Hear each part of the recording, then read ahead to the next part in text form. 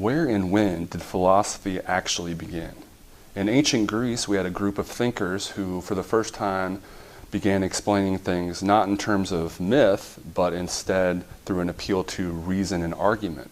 So in this video, we'll take a closer look at those thinkers and the emergence of philosophy as we know it. So the ancient era, we'll say, begins roughly the 6th century BC with Thales, who's considered the father of philosophy. Now, if you ask me, what happened to my marker? Somehow I lost my marker. If you ask me, when did philosophy start? Oh no, here we go. When did philosophy start? Well, when did humans arrive? Okay, I don't know if I gave the spiel on day one, and we're going to get into this. This is actually, in my opinion, one of the more interesting topics that we discuss, and that's like, what are we? Like, what are humans, and what distinguishes us from other animals? A lot of us think that we're significantly different from other animals, but are we? And if so, in what sense? So we're really going to wrestle with that towards the middle and latter portion of the second section of the course. But I'm bringing that up now because one of the things I've always one of the ways I've approached that issue is I always thought that what distinguishes humans from other animals is that we are philosophical in some sense. We're self-conscious. We're reflective, right? Now, I had one student in a different section when I made this point kind of look at me like, how do I really know what's going on in the dog's mind, right? But dogs, for example, I don't know that they're mulling over why there's something and not nothing, or what happens after they die, right? Or what's really happening, right? But that is what's going on with humans, at least sometimes, right?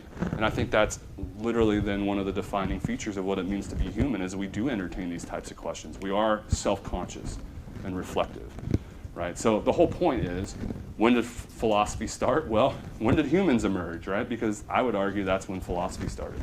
But, academically, usually Thales is the one pointed to in terms of when the Western tradition of philosophy started.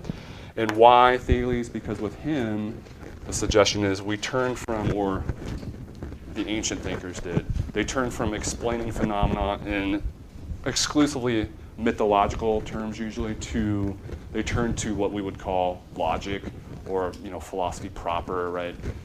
Examining things rationally, right? And in defending positions through arguments and so on. With Thales, that's where you first kind of get that. And so that's the impetus then for why Thales is pointed to as kind of being the beginner or the father of philosophy as we know it, okay? So Thales, pretty important figure. We also have, as I mentioned, Socrates, Plato, and Aristotle. So we try to make things as easy as possible. Philosophy is a difficult subject. Let's mitigate that difficulty whenever we can.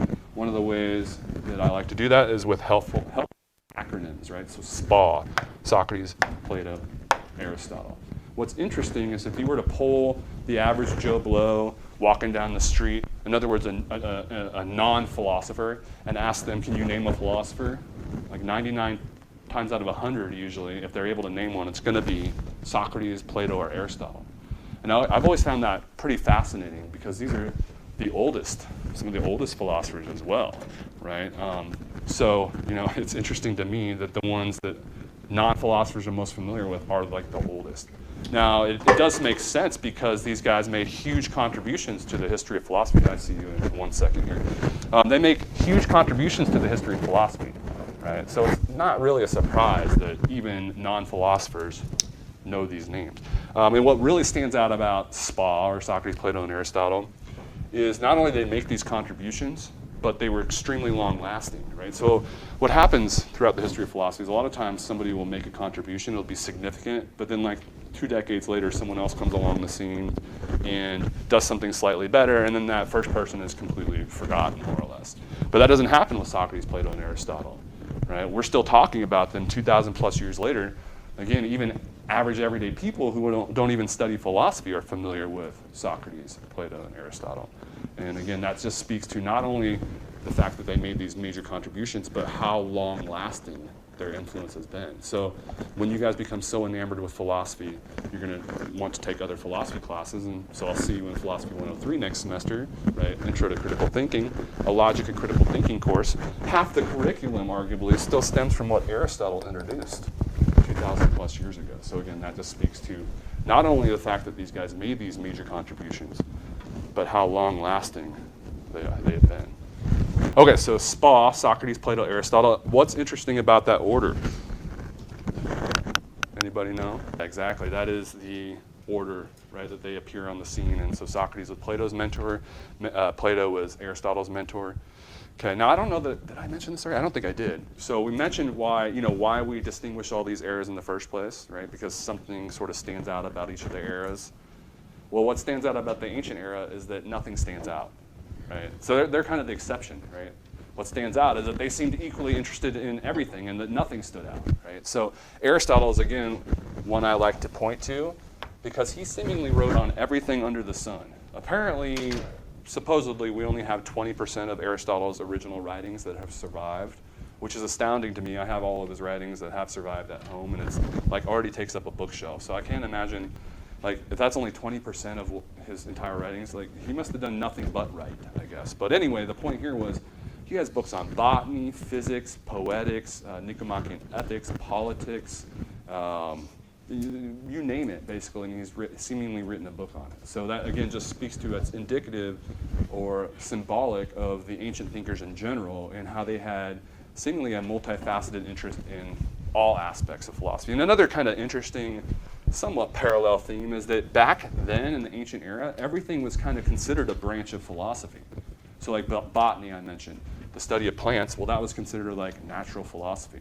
And then over time, what ends up happening is you kind of get these aspects of philosophy kind of carved out and distinguished as their own disciplines. So like psychology, most of us familiar with psychology, that wasn't really established as its own discipline until, I want to say, maybe even the 19th century. I think the guy's name was like William Wundt, some German psychologist, kind of officially established as psychology. At least that's the story I remember, right? But the whole point is, like, for a long, long time historically, psychology was really considered philosophy of mind or something like that, right? So, and then over time, right, so everything kind of started as a branch or aspect of philosophy and then kind of gets carved out as its own discipline as we proceed historically. So we mentioned, so the dates, right, 6th century BC, roughly, with the presence of Thales is kind of when we suggest the ancient era began. And we're going to just suggest the fall of the Roman Empire in 476 as a kind of nice point of demarcation for when the ancient era ends and the medieval era begins. Okay, don't worry so much about the date, but we're going to say roughly then. We talked about kind of what stands out. Well, nothing stands out. And we talked about the major players, Socrates, Plato, Aristotle. There are other ones that I wanted to mention. I mentioned Thales already. But like Parmenides, he's the one that said all is one. Really interesting philosophy. So, you know, if you think about it enough, he says change and motion have to be illusions. Right? They're illusory.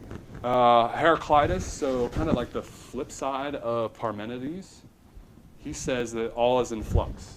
There's nothing static or permanent or fixed about reality.